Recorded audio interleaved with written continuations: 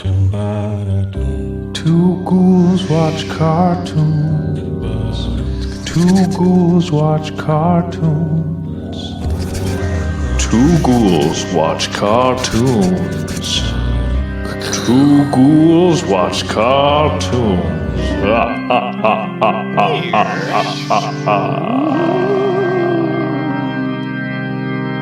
Welcome back to Two Dudes Watch Cartoons, the podcast where two dudes, that is us, watch cartoons. My name is Evan. And my name is Alex, and we are joined by a ghoulette? No, I don't want to say witch. That sounds like some sort of spooky female dude. Just kidding. We're here with Evan's wife, Haley. You're not spooky. I don't know why I said that. Thank you. Weird start. Hello, Haley. Hi, how are you? So happy you're here. So great to be here. Great to be back on the pod. Yeah, we're happy to have you here. We got a good one. We are still in Spooktober. We're covering all scary things. Today we got one. Ready for this, Evan? Were the live-action Scooby-Doo movies more scary than this one? Okay, just kidding. Not to throw shade. Today we're covering Tim Burton's Corpse Bride. And I think it's important that every time I looked it up on any streaming service, it is titled Tim Burton's Corpse Bride, not just Corpse Bride. I feel like that distracts from the fact that, I mean, he did write this, but he also did have a co-director on this. What? The guy's name is Mike Johnson. But yeah, it feels like a little bit of a slight to Mike Johnson. Well, how does Mike agree to that? How does Mike be like, oh, yeah, I guess, I mean, he is the name. Yeah. I guess. Wow. Okay. You just blew my mind right out of the gate. I thought it was a little odd of Tim Burton. I mean, I was trying to think of other examples where like the literal title of the movie has like the director's name in it, and I feel like it's a Did you James think of Cameron. any? No, I couldn't think of any. Could you? Zack Snyder's Justice League? Oh yeah, well, Come on. that one I don't find presumptuous or like asshole at all though. That one actually needs to be differentiated. So just kidding. Okay, interesting pick. I'll be honest. I picked this movie and I have not seen it. Long time. So it had been a while, and I just watched it today. I want to know, before we get into anything, what is your guys' like history with this movie? First time seeing it? Have you seen it before? What's your deal with it? I mean, I think I saw it a very long time ago, and then I kind of forgot that it existed, and then I made Evan watch it. We just figured out it was 2017 when we were carving pumpkins. I said, let's throw on Corpse Bride. Love the vibes. And here we are, which actually makes me feel better because I thought we were reviewing this because Evan thought I loved this movie. No. So I picked it. I'm feeling a lot less stressed. The pressure has like I was like, oozed I off mean, your I don't shoulders. love Corpse Bride. And we've brought in Corpse Bride specialist Haley Lee. The Corpse Bride herself. No. I picked it, and we were just looking for a guest, and we thought it had been a while since you had been on, and it'd be good to have you back. Evan did say it was your favorite movie of all time. No, I'm just kidding. I hadn't seen it until I watched it with her a couple years ago. Are you, in general, a Tim Burton fan? All right, we're getting into it. Ready for this? This whole movie made me question if I was a Tim Burton fan. I'm not even kidding. I had to sit here. So if you had asked me 48 hours ago before I watched this movie, you a Tim Burton fan? I would have been like, hell yeah, love Tim Burton. Edward Scissorhands, you kidding me? That's my jam. I had to watch this movie, and as I was watching it, I was like, yeah, this is super Tim Burton. And I was like, what other Tim Burton movies do I like? I mean, he did the Batman one. It's by no means like my favorite of any of the Batmans. I'll be honest, I had to really rack my brain for another stellar Tim Burton movie that I liked. And the only one that even came close is Sweeney Todd. What about you guys? Tim Burton. Would you guys like Tim Burton? Oh, I guess he did Nightmare Before Christmas too. That's him, right? Yeah. No, I'm not like a huge Tim Burton stan, but I also feel like you, like what you were saying earlier, how his name is in the title, it's kind of unnecessary because like you look at it, you're like, yeah, that's Tim Burton. Like why? You don't need to tell me that. Maybe that's part of the branding though, is like we wouldn't be thinking that because he did this in 2005. We've had like a whole decade plus of him, being Mr. Spooktacular. Here's my thing. Okay, this movie, who's it made for? is this a kid's movie? Yeah. I really struggled watching this movie because there's points where I was like, oh yeah, this is like an adult animation, more older audience. But then there's like Disney songs in the middle of it. And they're like, dun, dun, dun, dun, like Oompa Loompas almost started. Like, I was like, what is going on? This feels a little out of place in this movie. So I struggled to, because I always like to say, who is this made for? Who's the target audience here?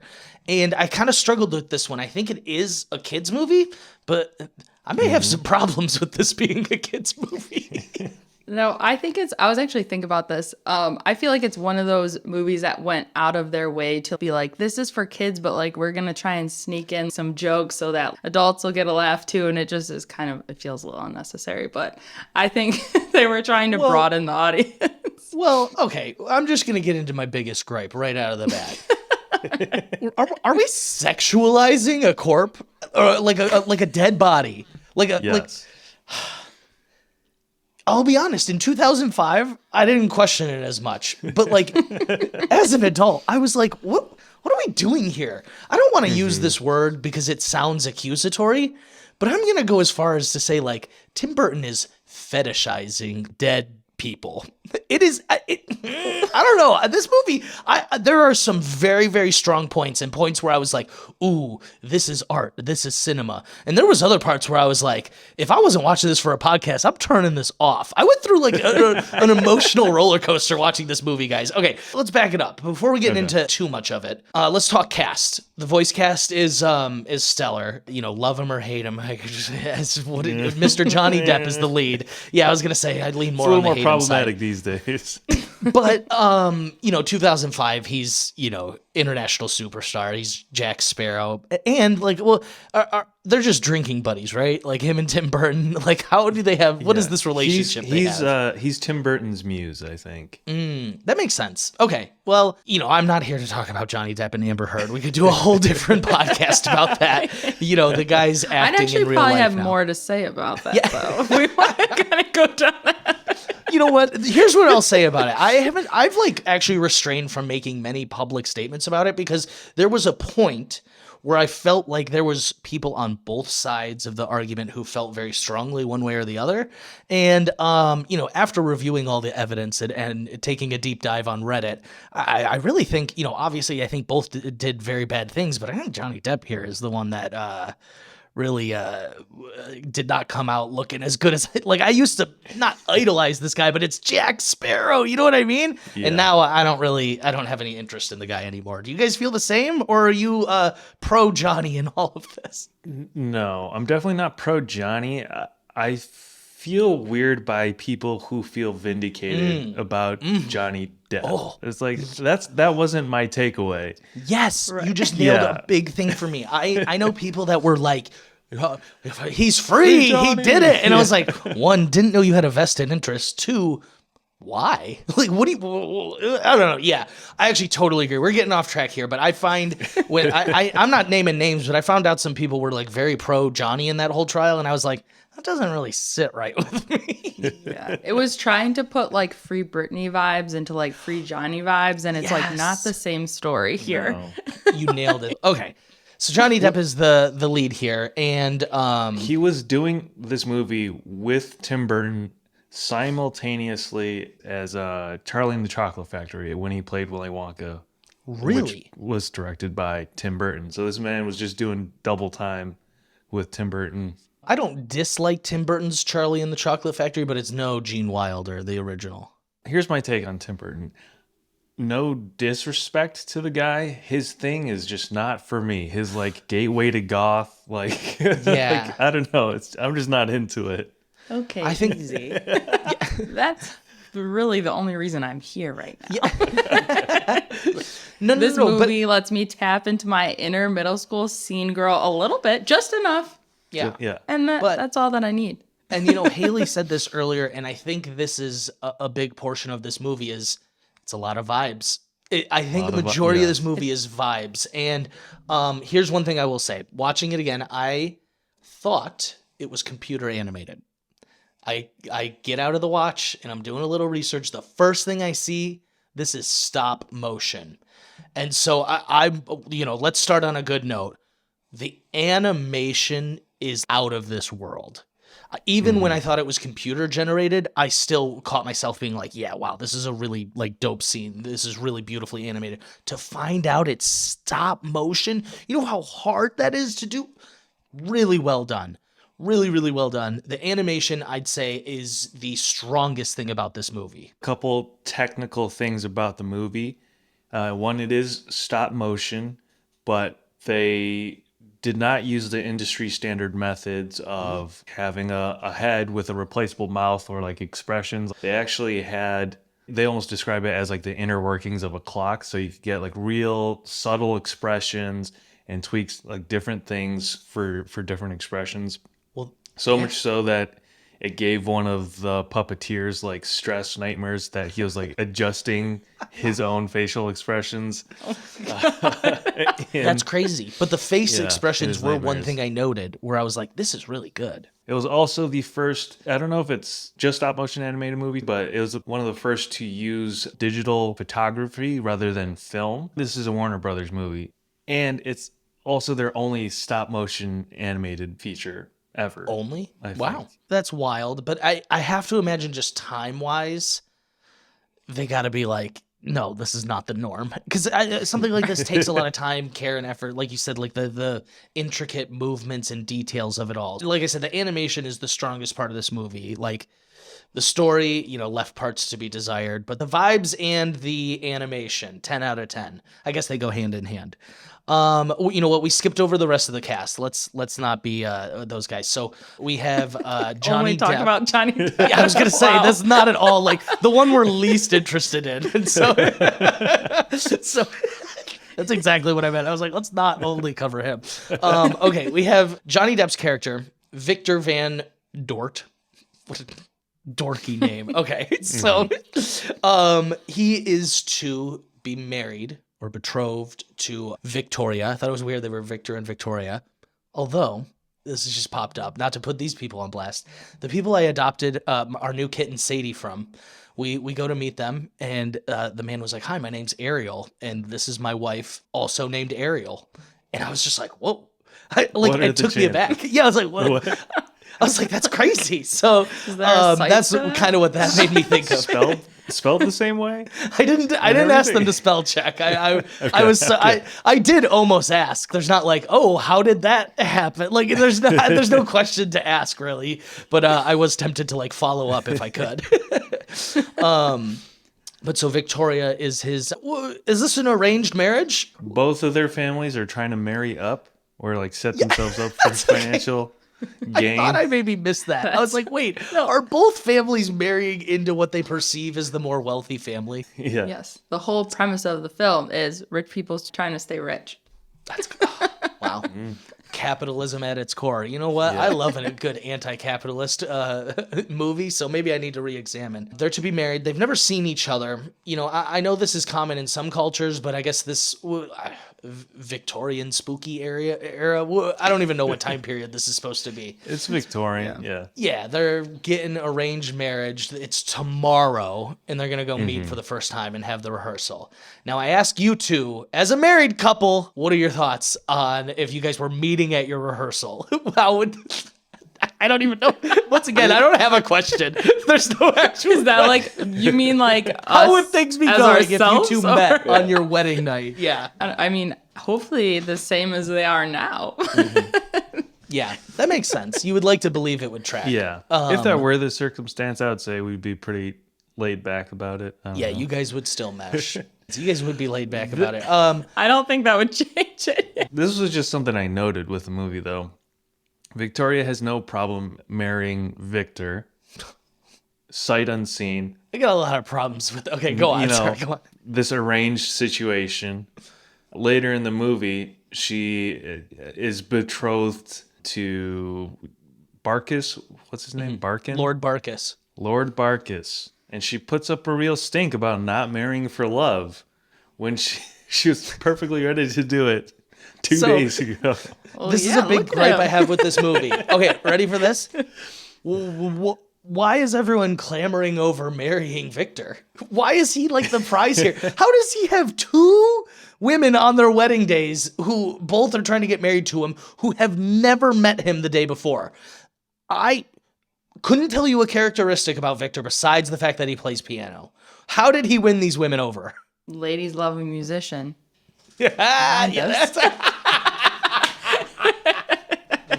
nailed it.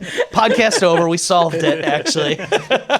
No, okay, but I literally was like, both of these women want to marry him so badly, but they don't even know him.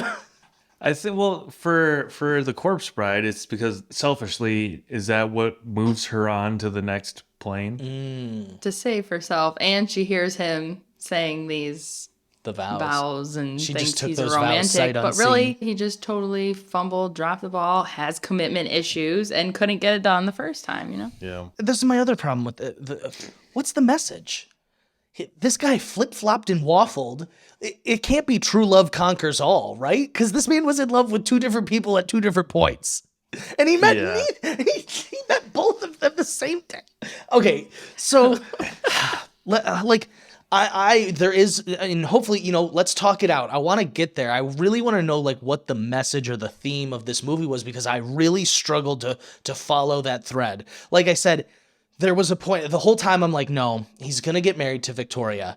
They fucking fooled me. I was like, I guess he's not getting married to me. I guess he is gonna end up with the corpse. What the fuck? I was Thought like, it was just gonna be over in the first I scene. was like, I didn't know that's how this ended, but I guess he's gonna unalive himself and join her in the underworld. He's like, my family doesn't care about me. My ex-fiance that I've known for under 24 hours doesn't want to be with me. He's like, I might as well kill myself and marry my second best option. That's the other thing I like.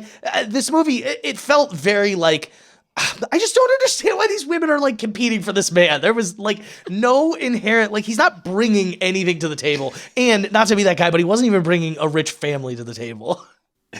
They thought he was. Okay. But this is going to upset you guys because the way this man is portrayed and someone would be like, oh yeah, he's the one, is the way that I feel about, and this is going way too much into something you guys feel really strongly about, but about Rob Pattinson being Batman. And everyone, I'm like, what are we looking at here? He looks ill. It's the weird emo It's thing.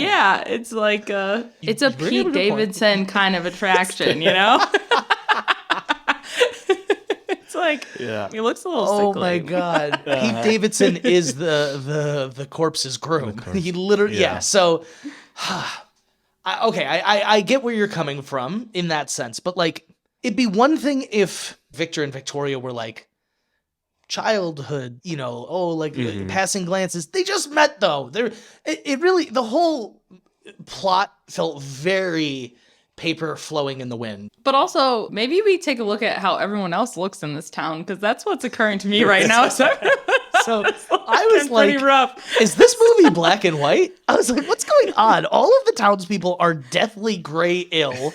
Like, I thought that was weird. You actually, and this is what I'm talking about with fucking this movie and Tim Burton, is he made it look more appealing to be dead in every sense. I'm not kidding. Every sense of it. They were like, they don't feel pain. They regenerate. They like this, that, whatever. Like even the taxi driver. The taxi driver dies mid-movie. Tragically, they literally ran over his body. There's got to be some sort of class disparity message going on there. They literally didn't even know he died, ran over his body. He shows up to the land of the dead, where our main character spends most of the movie, is in the land of the dead, even though he's alive. And he's just like, when he was alive, he was coughing and he couldn't get his back straight. And he's like, oh, I feel great down here. And when they die, they get color in their face. They become blue. He is subliminally telling you, all of us alive are just going by society and we're all actually dead because we're sheep. And it's not till you're dead that you're actually alive. Like, I'm not kidding. This is the message of the movie, and it's fucked up. I also had that thought. You didn't see that coming, I bet. I didn't know you were going to come with like jazz snaps there at all, but Neither did I, to be fair. I get what you're saying, but then I was trying to like think of it on the other way and be like, oh, is he trying to like think of it as like a kid's movie, like kids not afraid of death? Because then, I mean, later on they reconnect with their dead loved ones, and I was trying to make it feel better that way. That was a great scene. It was out of left field for me. There was no build up for it, but that's fine. It was a really good scene when they, they're all scared of all the zombies at the end that, they've all come from the dead. But it was actually all their loved ones. And they got to be like, oh my God, wait, hi, how are you? So that was actually one of my, like I said, I went through a lot of emotional highs and lows in this movie. I just feel it is problematic to make a movie targeted towards kids that like interests them in like death. yes, thank you. Yes, I don't know. There's something inherently like not okay about that. So like I don't know how common this is, but there's like necrophilia out there. There are people who are like, no, look, I'm not trying to make this like a whole thing. But that is like a topic and a concern for people. And I'm not saying Tim Burton is into that. And like I said, I'm not accusing anyone. But this movie is right on that line. This movie is right on that line. And I'm not trying to be a weirdo about this, but I think he made he made the corpse more attractive than the real life woman. Well, yeah. She's the main character. Yeah. That's fucked. Why are you sexying up a corpse, a cartoon corpse? Look, is this a romance movie? Because I don't think it should be. I don't know what this movie is. It doesn't even feel like a Halloween movie. I could not put my thumb on what this movie was trying to get across, what the theme was. Like I said, I think it clicked when Haley said it. I think the movie's just vibes. I do. I think it's all vibes. No, I think it's like not thinly veiled, but it's pretty thin. Like this message about love and what is actually important in seeking out relationships and connecting with a human being. It's not about marrying for money or status or place in society, but it is about caring for the person you're going to be with. It just doesn't hit with Victor and Victoria because he was ready to, like you said, unalive himself. He was to marry this other girl who he kind of had a connection with. They go through this journey together. He's no Jeff Winger. Like I don't see it with him and Victoria. I don't know when they connect. They don't really have. I mean, they talk on the piano. It's the piano for both women. That's in the first. They 2 fall minutes. in love with him at the piano. Yeah. No, I literally tracked Tale it. as old as time. Tale as old as time. Haley, you hit the nail on the head. I think that's what he's really trying to get at. So before we continue, so we aren't those guys who still have only talked about Johnny Depp on the voice cast. The Corpse Bride is voiced by Helena Bonham Carter, who has done a lot of work with Tim Burton as well. I think they were married. They were married. Really? I don't know. That's why he was sexing her up. She's dead. She's dead, Evan. It's a kid's movie and she's dead. Yeah, but Look, it's his wife's role. make an adult movie if you're trying to make a sexy zombie. Okay? It's not a kid's movie. I think this movie can be enjoyed by a younger audience or a family. Should it be enjoyed I would be cautious around like little kids with how casual this movie is. I would be more careful with teenagers and introducing ideas. Yeah. I would be more careful with the pubescent preteens. No, I'm making fun of this, but like I said, I think my issue with it was I had a trouble placing what this movie was really going to be all about, and I kept thinking that it was the theme was gonna be love transcends death, and we never really got there. I think the closest we got there was the townspeople reuniting with their loved ones, but we just never, Victor never really fully got there. And I don't know if that means him ending up marrying the corpse that comes across. Like I said, I couldn't, I guess it kept me on my toes. I didn't know how it was going to end, even though I've seen it before. But I think the message of the movie is really muddled. And it brings me back to my main point that I think maybe the movie was just made for vibes. And I wonder if that is Tim Burton's priority over substance. Clearly. Look at so like it is aesthetic. Yeah, it's all about the aesthetic. So vibes. this, not a whole lot happened. There wasn't there's very little plot points. There's music numbers. Which are fun. They're good. You know what? And I'm shitting on music numbers, but they have their place. Here's where I think this movie stands out, though, so this is 2005, Warner Brothers picture. This is, I think, what is probably very attractive about this movie. It's in that family movie musical vein, but it's like a touch darker, Mm-hmm. not raunchy in the way we think of raunchy, but a little more risque than Not the like a raunchy Disney we're talking animated about, but yes. feature. Not Corpse Bride XX. So yeah, the other thing is like I've always associated this as a Halloween movie. It wasn't scary. No, It was it's just- scary in the fact just that I was like, is he gonna Zombies, do ghosts, this zombie? skeletons. Yeah. It's Here- spooky season vibe. Yeah. That's all. Yeah, Here's a question. please. I've never seen, at least I don't recall seeing the movie Nightmare Before Christmas, but is that a Halloween or a Christmas movie? That's The point actually of a it- huge debate, isn't it? The point of it is it's both sort of. It's the Nightmare Before that's Christmas. Because yeah, that's annoying. He said, so maybe we could revisit it around Christmas time because I am curious. Like I said, I had very fond memories of this and the Nightmare Before Christmas. Granted, it has been quite some time since I've seen either of them. I'm a little curious if that one would hold up now. Do you know it seems like Evan's never seen it. Haley, do you know the last time you've seen it? It's been a really long time. Yeah. Oh, so I remember being like, yeah. And, weirdly enough, we'd end up watching it around Thanksgiving time because that's kind of like between. Meet in the middle. Yeah, it's like a meet in the middle. So I feel like I always remember it being on around Thanksgiving. But yeah, I'd be curious if that holds up because, like I said, I was watching this movie and I was having an existential crisis. I was like, do I like Tim Burton? I was like, am I into this? Because I do think maybe at one point in my life, there was a period where I was into a movie that was probably mostly vibes. Not as much anymore. I like a lot of substance. I'm very plot driven, very like dialogue driven now. And so I wonder if maybe this is just me growing up a bit, that my taste has changed.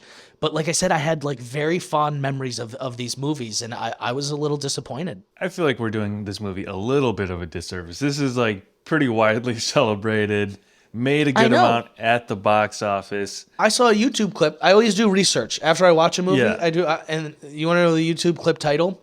I sure. watched Corpse Bride for the first time and cried, and I was like, "What?" I was like, "At what point?" I literally actually I asked. I go, "What?" And do you guys know what point was so sad you think it moved him to tears? Well, I don't know about like sad, but I feel like people talk about like where she turns into the butterfly and like making that a bigger, or butterflies, I should say, making that a bigger Like thing. happy tears, maybe. Yeah, but Was that it? was he sad? I don't know. I didn't watch it. I have no idea. I just like, bro, are you kidding me? So what I came to is the saddest point in the movie, and it's a good point of dialogue, like I said. So yeah, maybe Evan's right. I'm gonna change my tune a little. We're gonna start singing some praises because this is a very like widely beloved movie. One of the greatest lines the whole movie was Lord Barkett or Bart, whatever his Barton stupid name is. He goes to Emily, the corpse bride.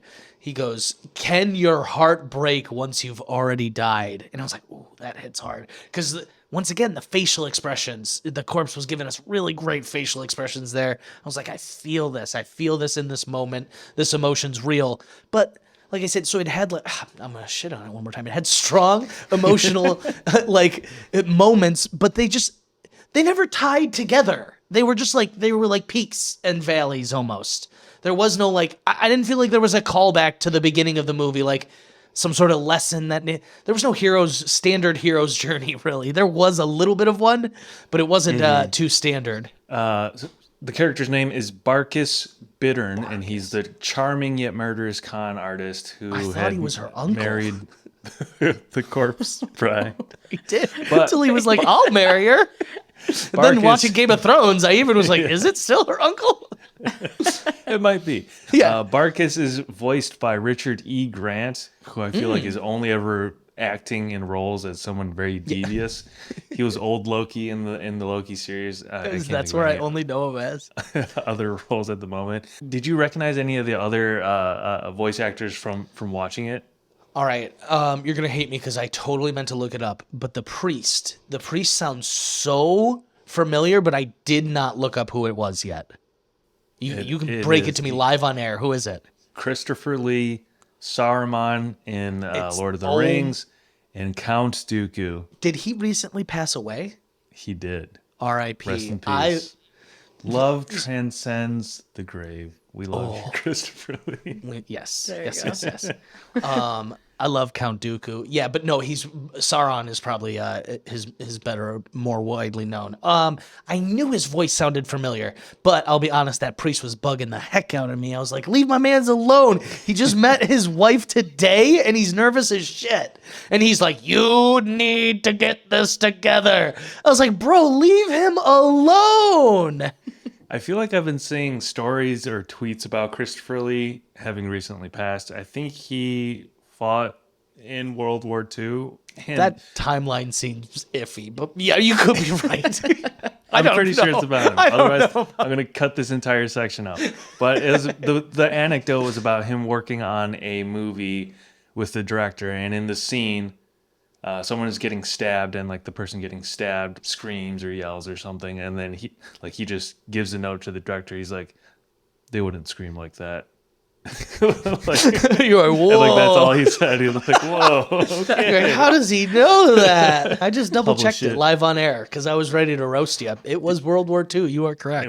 Yeah, I mean, Yeah. that is possible. Yeah. I know the timeline seemed iffy. Like he was an actor. I don't know. Whatever. What do I know? R.I.P. He's a great actor. He did well in this. Like I said, now I'm like envisioning these scenes, and to know it was not computer animated just makes such a difference. Like this was it was very like darkly, grimly beautiful to talk about the aesthetic of it. Did you guys notice this? Am I crazy? It really felt like it was almost in black and white. Yeah, Yeah. the first, and I think it's meant to, obviously, because when they go, it's kind of a fun little inversion. When they go to the underworld is really when the movie comes alive. Making it more exciting down there.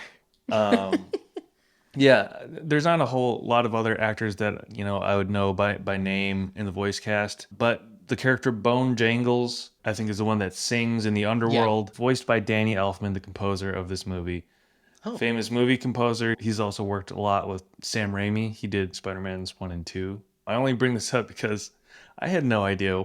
I've seen Danny Elfman's name before, but I had no idea what this guy looks like.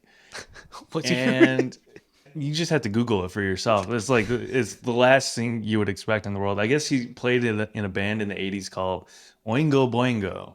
Oingo Boingo. I've heard of Oingo Boingo. This man is like a redhead, like a bowl cut, tatted to the max, and also extremely ripped at 68. Yeah, I do want to mention when I walked into the room, Evan was looking at an article about how Danny Elfman got his body, and I was like, what's going on in the office tonight? So this may be controversial, and I don't even care. I'm gonna say it. Like, really ripped old people scare me. Like, Oh, yeah. It doesn't equate. I'm sorry. But also, That's do so you think Oingo Boingo, is that the band, Yeah. is like Tim Burton's favorite band of all time? Knowing him, yeah, that's probably how it went. So, I guess we would be remiss to not go over the basic plot points. Arranged marriage. He keeps fucking up the vows, wanders into the forest, and is practicing, and in a dramatic fashion places his ring once he finally gets the vows correct on what he thinks is a stick, and it ends up being the corpse bride. Do they call her Emily in the beginning? I know they call her that at the end, but her name's Emily. The whole movie is a will they, won't they with the living girl and the. Do you think he like wanted people to be like in shipping wars? Is that what he was going for here? He's like, no, it should be Victoria. No, it should be Emily. Yeah. Again, I never really connect with the Victoria character. I don't think they connect, her character and Victor. That's why I kept thinking, I was like, he's gonna marry Emily. Yeah. I can't stop. Since you said that they're trying to make this like a true love prevails movie, but we never really get the vibes that Victor and Victoria are in love. Now I feel like it's over for me. It's so I feel like off. ever since you said that, I'm like, dang. It's a beautiful romantic movie, but like I said, I genuinely feel like if we did enough research, we would find an interview where this man says, yeah, he was actually supposed to end up with Emily, but the studio told me I had to change it. Right. Because the whole movie, it really looks like it's leading up to those two getting married. They have the connection, they have the moments, they have this. She even gets married to someone off, and it seems like that's going to work. Like, at first, you know what I mean? Once you realize that's not going to work, that's where I get in my head. I was like, oh my God, he's going to end up with her. But when I thought she was happily being married off, I was like, he's going to marry this corpse. And I was stunned. I mean, Haley hit it on the head. This movie is basically just vibes, and it falls apart once you watch it again for like critical purposes. My thing this time around watching this movie, though, is like, obviously I knew Barkis was the corpse bride's previous fiance, and I was like, when do they introduce that storyline? Like even that part of her backstory, and it's literally not until the final scene. Yeah, I mean, they foreshadow with his literal shadow in the flashback, but with his literal shadow, and it he makes has a it mention so much less of compelling. Yeah, he has a mention of a young bride who died before, and that's why he's single. And that was the moment I actually was like, he's talking about the fucking corpse bride. I go, there's no other corpse here that's a bride. The other thing that's crazy about this movie is I think this was like 24 hours for Victor. I think he went through a whole day of getting married 3 separate times almost. Yeah, almost offing himself. It's like so Romeo and Juliet, but that's like another one. Like people tout as like this great romance, Romeo and Juliet. Once you read it again, the romance doesn't hold up as much as people like to romanticize it. And so this is one that I'm sure there's a lot of like Halloween lovers who, I'm sure there's people who have had like corpse bride weddings. Like I like, you know what I mean? sure. And they're listening to this podcast, like trying to find my address to send death threats or something. You can just do it on Instagram. There's people, I have like a whole inbox for those. And so this movie to me, it is good. It's not one of those movies where people are going to be like, oh, I love that movie. And I'm like, what? Really? But for me, on rewatch, it fell flat. Like I said, I was just confused. I kept looking for the message because any great movie that's targeted towards children should have a 1 to 2 sentence theme, right? Yeah. No, like I'm not trying to be like. And this one, I couldn't. It was love something something something, but I don't know the rest of the sentence.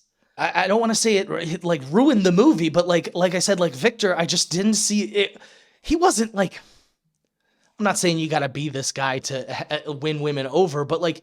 He didn't do anything all movie. And if anything, he lied to these women a couple of times.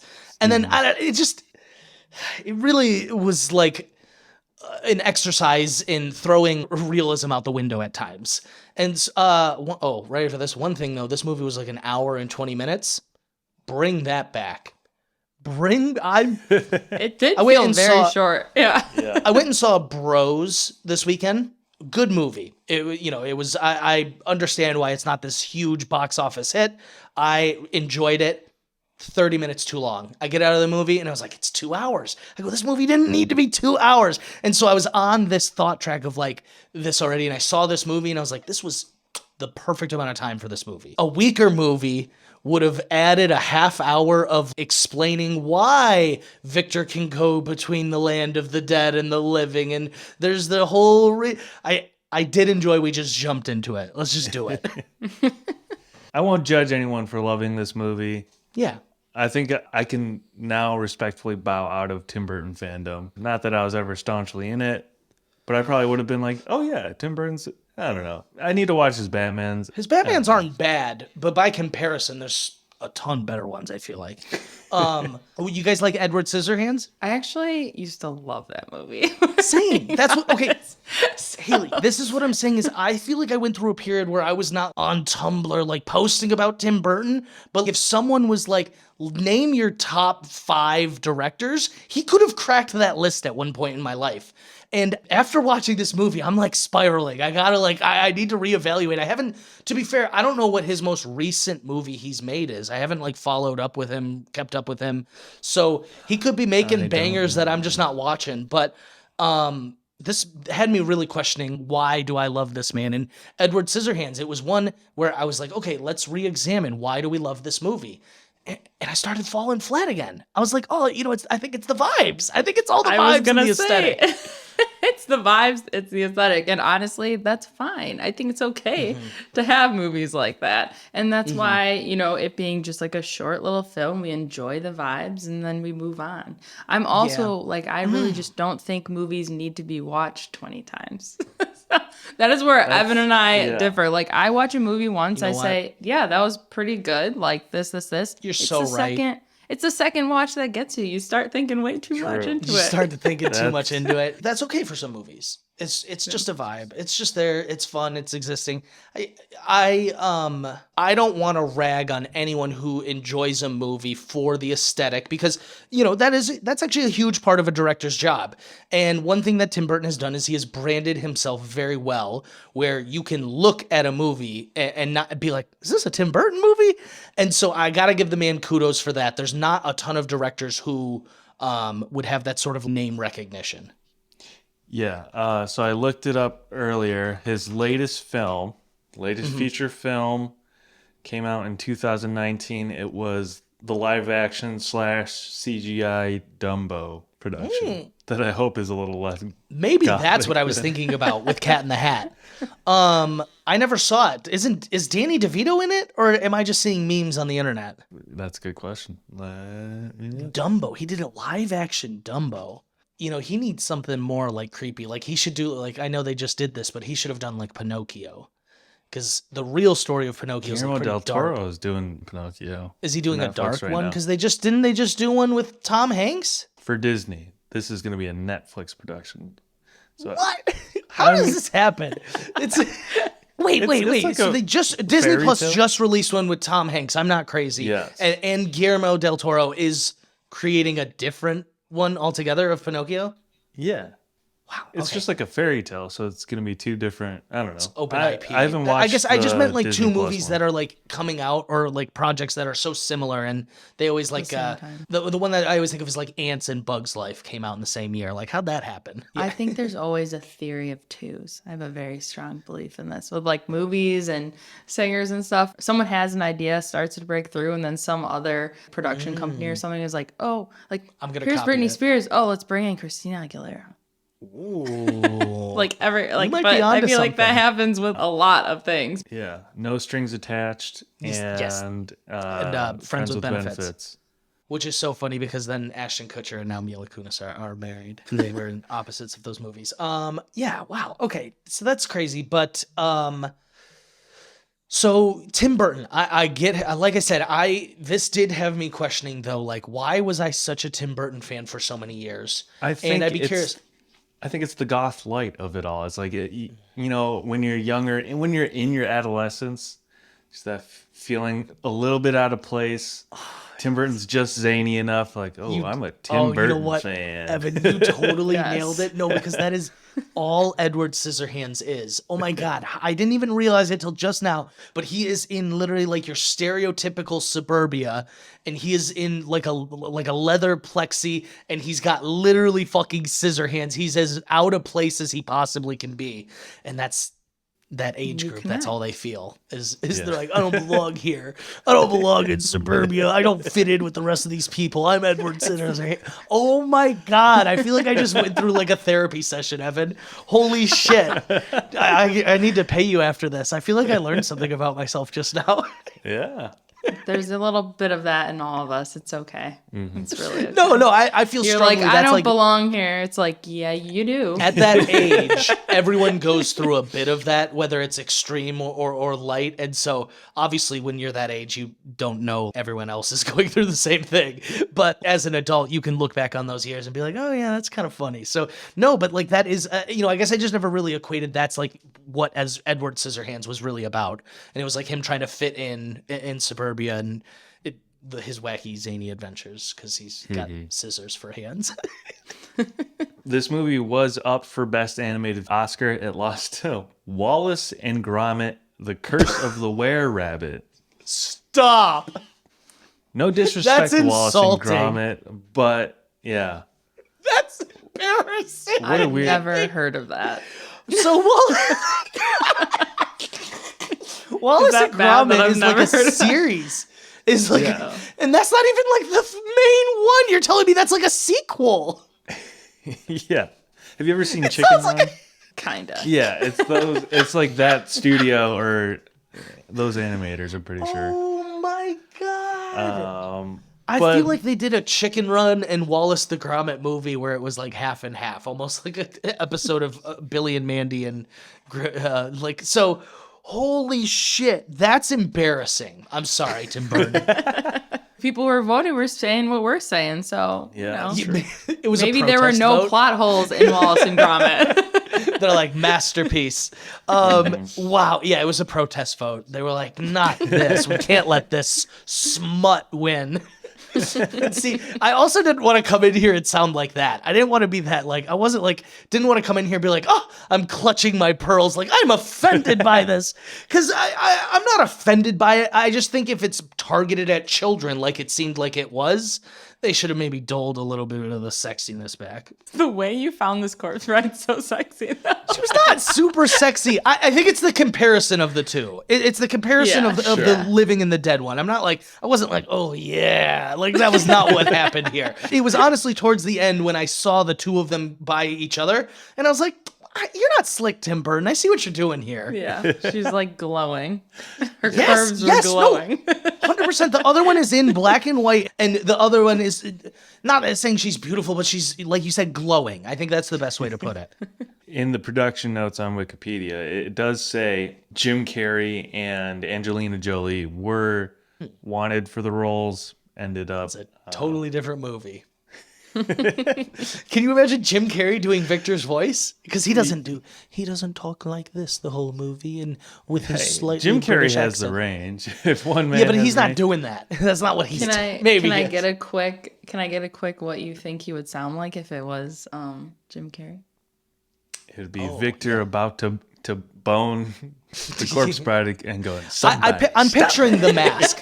I'm picturing the mask. Him doing a bit of the mask. Unfortunately, You know, we've ragged on this movie enough. It's fun. It's a fun watch. Good vibes. Yeah. I wouldn't like bank this towards the end of the Halloween season, but like, you know, October 1st, throw it on. Sure. It's fun. Whatever. If you had to pick one part or scene or thing about this movie that is your favorite, what would you say it is? good question. I would say, like I said, the climax. I was a little bit on the edge of my seat. I was like, who's he marrying here? He's got a better connection with the dead girl, but I feel like story-wise, he can't do that. So I was on the edge of my seat. There was some good dialogue there. Like I said, there was the can a heart be broken if it's already dead type deal. The animation at this point, 10 out of 10. The butterfly scene, it's all beautifully done. The climax was really well. It was, getting to that point. I maybe had a couple of the issues. So I really I love the vibes. I'm all about the vibes of this movie. That was the strongest part of it.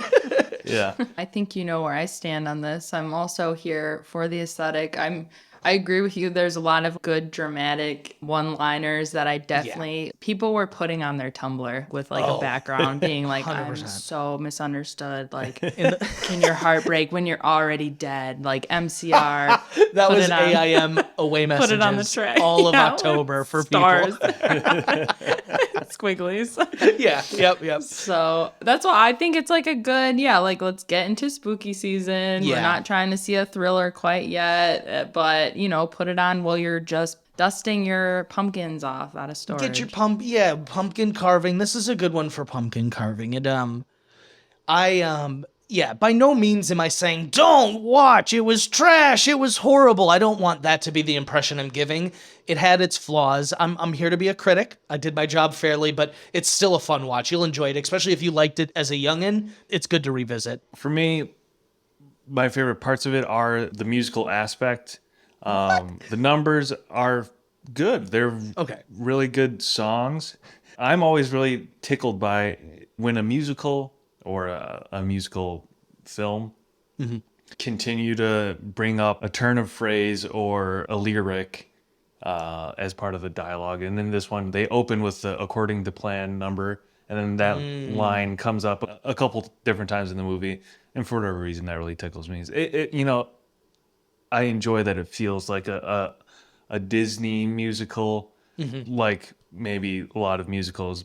The plot is less of what you sit there and watch it for. Yeah. I think now would be a good time for a little segment we like to call Hotboxed. We're going to read some of our favorite reviews from Hotboxed, and then we're going to give Letterboxd. our own Letterboxd.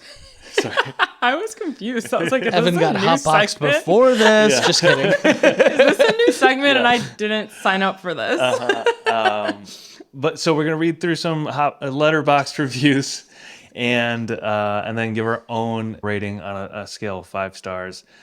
Just generally at a quick glance, there are 2 main themes that I'm seeing. One is necrophilia in a lot of these comments, and then the other one is people want to see Timothée Chalamet play this guy in live action. Yeah, that's what I first pointed at someone going way too deep into being like, she's hot. She's literally a corpse. But then I saw Timothée Chalamet and out of the corner of my eye, and I was like, that's an amazing idea. That's a good fan Yeah. cast. The fan Ready cast- for this? Yeah. He's playing a young Willy Wonka. Do people just see him as like a young Jack Sparrow? young. That's what they're going to ask for next? Probably. Yeah. The half of that fan cast, though, is Laura Harrier, who is the love interest in the first Tom Holland Spider-Man, Oh, Michael Keaton's daughter in that Yeah. movie. Yeah. okay. Kind of does look like it. I don't know. Yeah. Could be, Not familiar. Good catch. You could have said that name to me 100 times and I never would have placed it. I'm going to read the one that Haley started to. 3 stars. Me. She's hot. Brain. She's literally dead. Me. Sexy blue wife. Brain. She has no pulse. This is what I'm talking about, though. And so people are most honest on the internet when they are behind their screen. And that's what this person only gave it 3 stars, though, now that I'm looking at it. So maybe they weren't as big of a fan as I thought. But I just, I just have an issue with it. And it's not like you can't make a movie about whatever you want. Like, I can't believe someone would make a movie about this. I just think there's some problems targeting it towards a younger audience, maybe. But let me read another Here's one. one. Here's here. maybe Yeah. one of the takeaways we missed. Issy on October 31st, 2017 wrote, all caps, girls supporting girls. It ended with girls supporting girls. A lot of the movie was them like upset with each other that they were trying to steal each other's man. It did end with women supporting women, which I support. I guess we got there, which is good. Yeah. But there was points in the movie where I was like, this is kind of anti-feminist at the moment, Tim. This one, right under that, 3.5 stars. I Want to Be Dead Too. This is like, what are we promoting in this movie? But then the one right above it that says this is more romantic than anything Nicholas Sparks will ever make, I feel like brings home that point that there are people that are like, this is my ideal love story. This is like, my my notebook. marriage. it's like a grunge love story, for lack of a better word. Like, It's a hot topic, love story. Are these romantics that are into this movie? That like took me a minute to process. So, are they? That's good. Are these romantics who are into this movie? Are they shipping Emily with him, or are they like no? Okay, well, see, that's what I don't know. I don't like that. I think They're not you're like- hung up. but so- I think you're hung up on the logistics of of like. But he didn't end up with her. having a plane of mortality relationship. I wish they. It's just I wish Capulet's they would have Montagues. remained friends. They had the stronger bond. Like, I'm sorry. they should have ended up together. They should have. That's messed up. Okay, but yes, they should have. So, I just think that's like what I'm reading these comments that people leave. That's what I'm getting from these. That there is like this romantic. It's Victor, and then it's like the emojis with the fingers, and it's me with all the heart eyes, and oh my god. This one says, when those little maggot spider bitches started singing, if you only knew the you that we do, I felt that. It's just people feeling misunderstood. Yeah. If they knew the you that we did. Swin said this couldn't have been a more Tim Burton film if it tried. 4 stars. I'm uncertain if it is my or Tim Burton's fault that my sexuality just started delving into the realms of necrophilia. Yeah, 349 likes. This answers your question. 349 likes? This next one says, I'm going to base my entire wedding on this movie and no one can stop me. So, like, I don't know. Like I said, I'm not trying to be that guy who's like, don't enjoy this movie, but maybe you shouldn't enjoy it that much. Where does it land on a scale of 5 stars for you? I have mine. I was toggling between 2, and I think after talking about it, I'll give it the half-star bump. I'm going to give it 2.5 stars out of 5. 2.5 stars. I was going to give it 2. You think that's I was too going to give it much? 2. You think that's too high? What are you giving it? I would probably give it a 3. Last week you gave Scooby-Doo 1 a 4.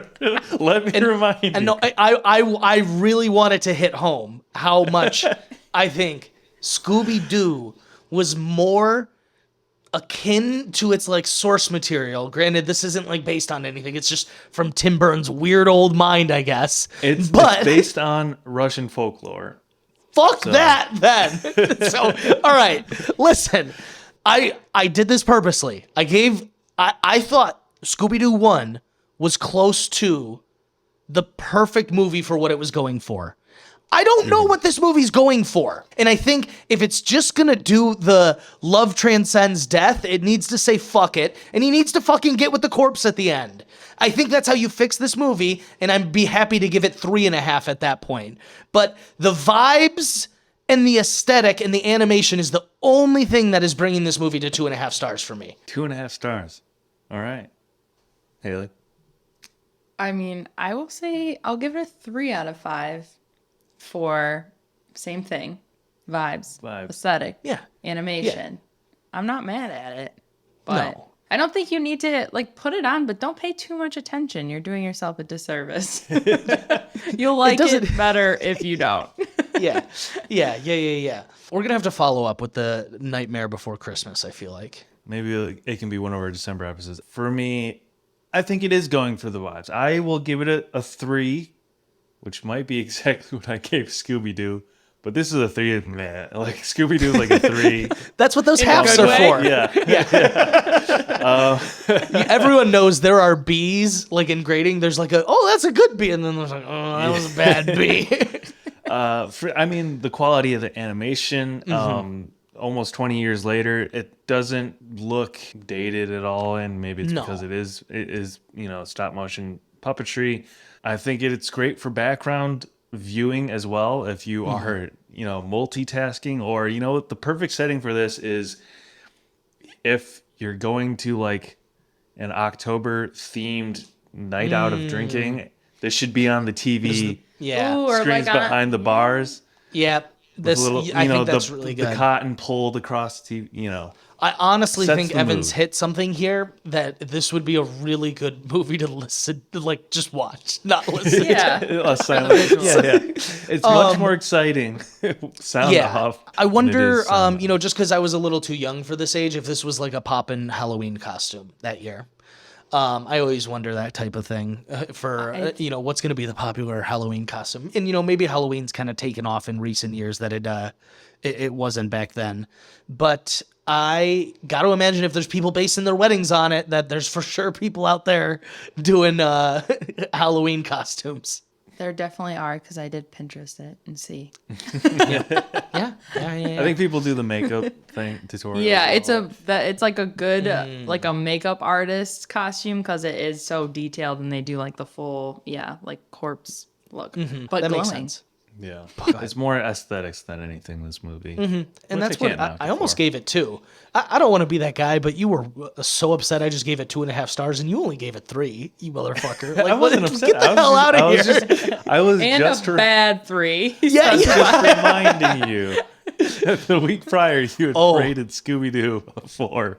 I want that to be the benchmark. I'm not kidding. The Scooby-Doo 1 movie is fantastic, people. Okay.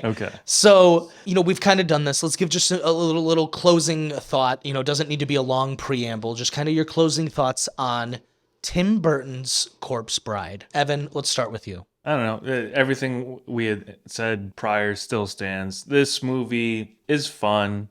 It falls apart pretty quickly once you've watched it a second or third time. So if you haven't seen it, put it on, have fun with it.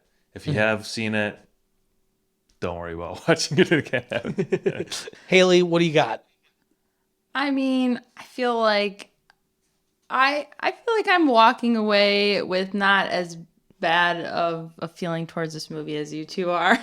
I think it has its purpose, and that's where we can leave it at. I think it's perfect. I'm about to go suggest someone at a bar put this on during October just to really, set the mood. I think that's a great idea.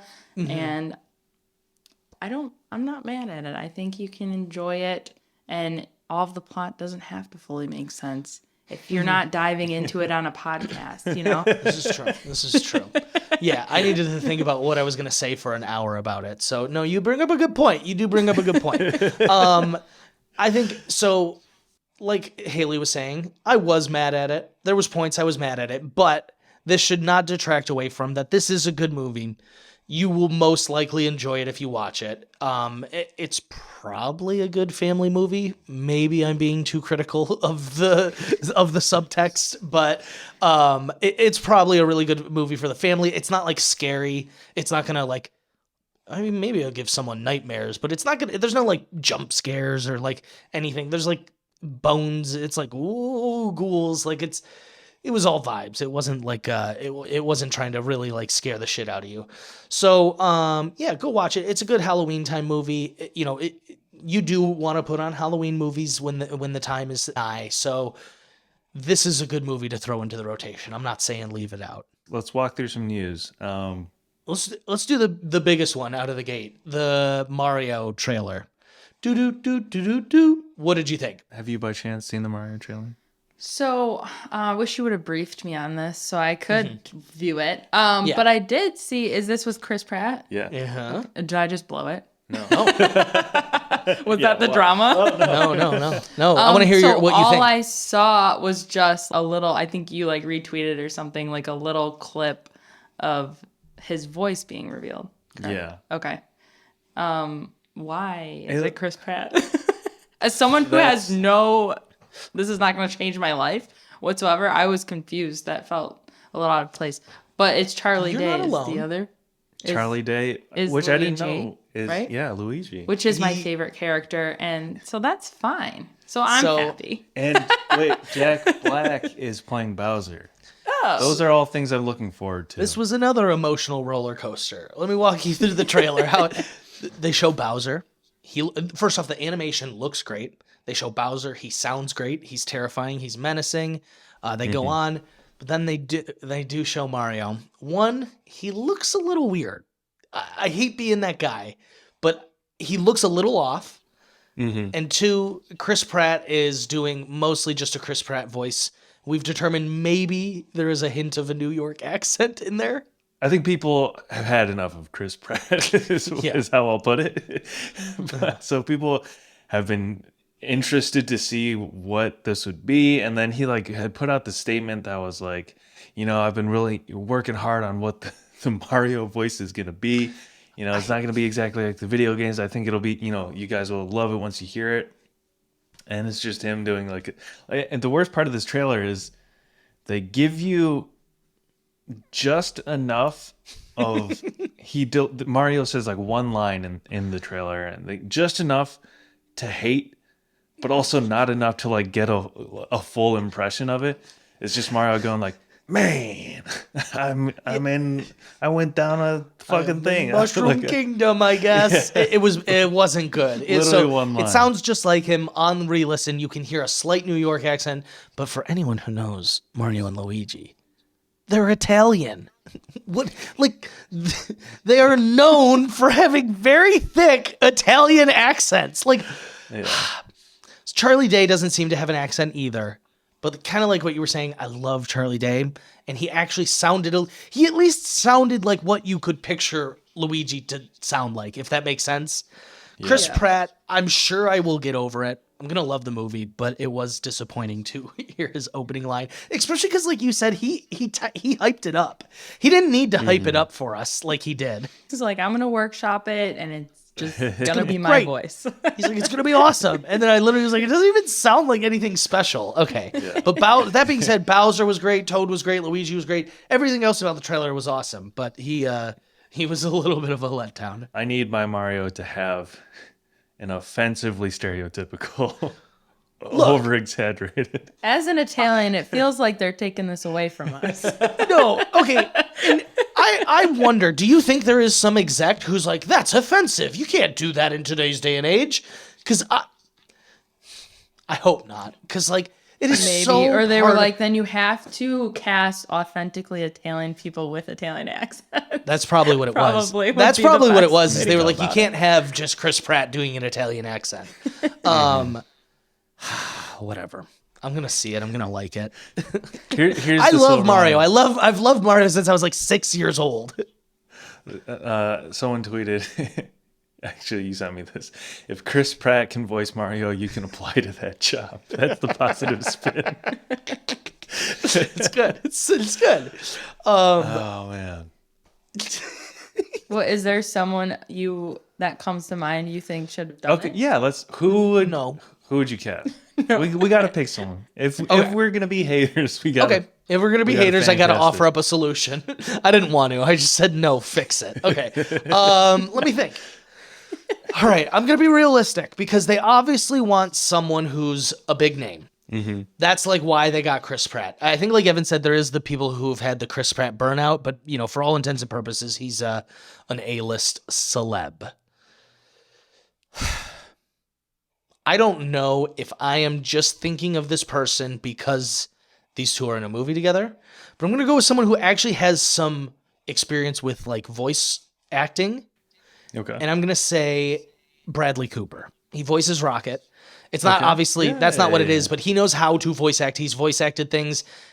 And I just feel like he would take it more seriously. There's something about that interview with Chris Pratt. You saw it. I know you saw it, where he's like, I've been jumping on Koopas my whole life. I'm like, are you reading from a teleprompter? What's going on here? I think it was the back-to-back announcements of him as Mario and then him also voicing Garfield and whenever the next Garfield movie. You know where he All- lost me a little bit? It was kind of Yeah. during the Jurassic Park when they started up with him. I was just like, and then I never saw Passengers. And that was when I knew I was like, oh, I don't really care about Chris Pratt anymore.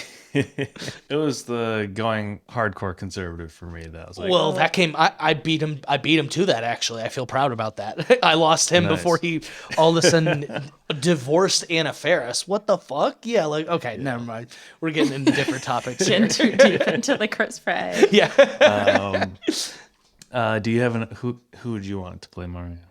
I don't know why he came to mind, and I feel like he's done other voice acting, but the guy from New Girl, what's his name? Jake Johnson? Yeah. That's I think that's a really good one. I think Am you've I nailed it. a- I think he. Am I casting? Yeah. Zach? That's amazing. I'm gonna retract mine. Can I take mine Because back his and voice copy is you? like naturally goofy enough that I don't know. I feel I've like he could definitely pull heard it off Nick Miller in a not break in- offensive way. Nick Miller's definitely broken into an Italian accent in that show before. I feel like. 100%. we were watching the challenge documentaries, and he's like And a commentator on them. Apparently, he's a super fan. There's so many. Yeah, that's We love documentary is him. crazy. Love Kim Jake Kardashian too. Who knew? Like what? Yeah. Okay, so that's a really good one. I actually saw a tweet that this one was really funny. It was like, "You're telling me there's a Mario movie that has Jack Black and Charlie Day, and neither of them play Mario?" And I was like, "Oh my god, Wait, that's yeah, like even Charlie Day would be a better like.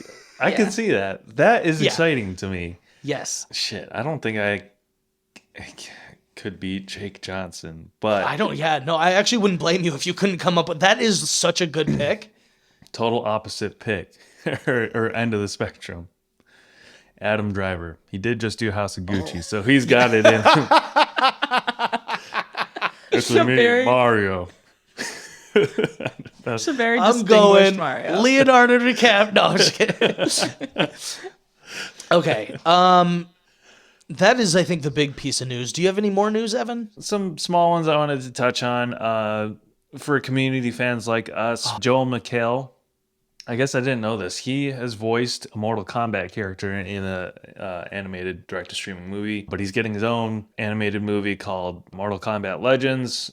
Johnny Cage, if you're familiar with the Mortal Kombat characters, so he'll have his I own. was so confused why you sent this to me. Now it makes so much sense.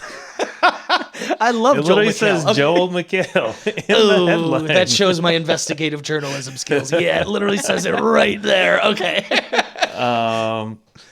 And this is a development in an ongoing story we've been covering. Don't even. Ezra Miller has reportedly been doing reshoots for The Flash following their apology for their recent behavior.